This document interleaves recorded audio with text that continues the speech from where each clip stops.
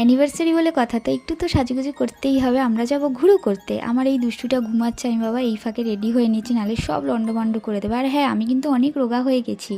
তো দেখো আমার সোনাটাকে আমি রেডি করে দিয়েছি, সে তো ভীষণ খুশি, নাচানাচি করছে। কতক্ষণে বেরোবে? তো আমরা যাব একটুখানি পুজো দিতে, সামনেই মন্দির আছে, সেখান থেকে তারপরে যাব একটু খেতে। ইচ্ছা ছিল কালীঘাটে যাওয়ার, কিন্তু সেটা হয়ে ওঠেনি। তো দেখো আমার মিস্টার রেডি হয়ে গেছে, সে তো অলওয়েজ ক্যাজুয়াল। তো যাই হোক বেরিয়ে পড়লাম। এবারে দেখো আমার মেয়ের আনন্দটা, সে পারলে শুয়েই পড়ে, দাঁত দেখাচ্ছে, মানে সে যে কী করছে। ঘুরতে বেরোতে পারলে তার আর কি চাই। এবার চলে গেছিলাম একটু পুজোর জন্য মিষ্টি আর ফুল নিতে, নিয়ে চলে গেছি পুজো দিতে। তো এখানেই হনুমান মন্দির আছে, তারপরে ভোলে বাবা মায়ের মন্দির। তো ওইখানে পুজো দিয়ে নিলাম। আমার মেয়ে তো ঠাকুর প্রণাম করছো, ঠাকুর দেখলেই প্রণাম করবে, ওকে বলতে লাগে না।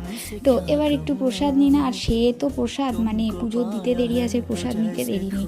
তো ফার্স্টে আমার মেয়েকে একটু দিয়ে নিল, তারপর নিজে নিল, আমিও একটু খেলাম। তারপর চলে গেছিলাম রেস্টুরেন্টে। প্রথমে এই রেস্টুরেন্টে গিয়ে একটুখানি স্টার্টার আইটেম নিয়েছিলাম।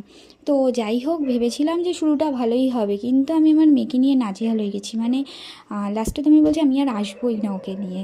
তো ওর খাবারটাও আমি রেডি করে নিয়ে গেছিলাম, যাতে ওকেও খাওয়াবো, আমাদের খাবারটাও খেতে পারবো। বাট না, ওর খাবারটা তাড়াতাড়ি করে শেষ করে আমাদেরটাও খাবেই।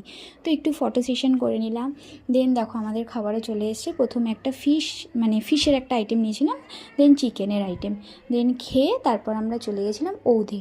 ওখানে গিয়ে নিয়েছিলাম মাটন বিরিয়ানি। পেটে জায়গা ছিল না, কিন্তু তবুও একটুখানি তো ডিনার করতেই হবে।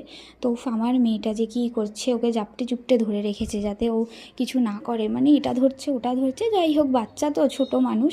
তো বিরিয়ানিটা আমি বিশেষ একটা ভালো খাইনি, আমার কাছে আর্সালানই বেস্ট। যাই হোক তারপর বাড়ি এসে একটা ছোট্ট কেক কাটিং করেছি।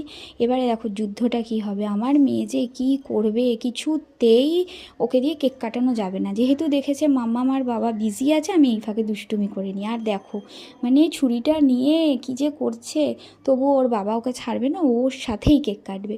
যাই হোক এগুলোই তো থেকে যাবে, ও বড় হলে এগুলো দেখবে।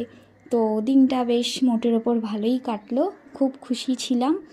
তোমরা আশীর্বাদ করো এইভাবে যেন সারা জীবন থাকতে পারি। চলো টাটা।